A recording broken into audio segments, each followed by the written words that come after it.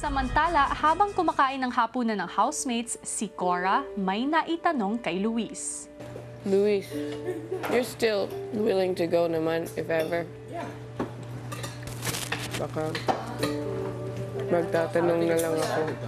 I think that's what they were called. Yeah, I know, but Kuya's an easy guy to talk to. Tinanong ko rin nga kay Kuya, You talk to him sense, it makes sense. automatic ba sila alitan or pwedeng palitan ng panibagong apat kasi ngayon nga galing din kagabi na. See, I saw her face, man. Yeah, I saw her face. She can still be the leader. Hindi naman namin sinasabi na she can't do it, but awa naman kaya sa babae. Marami na siyang nagawa. Dahil sa pag-aalala kay Ali, si Cora lumapit kay Kuya. Kung okay lang po sa inyo, gusto ko mag-suggest kung pwede mo na maiwan si Ali at lalaki na lang ang kapalit.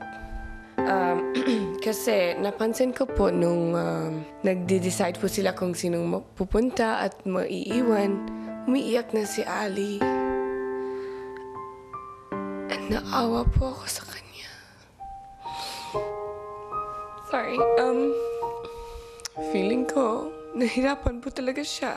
Nag-aalala po ako sa kanya. Mukhang sobrang sinistress po niya yung task na to. Because I know she won't ask.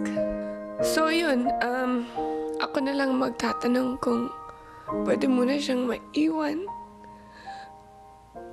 At kung pwede na lang lalaking pumunta.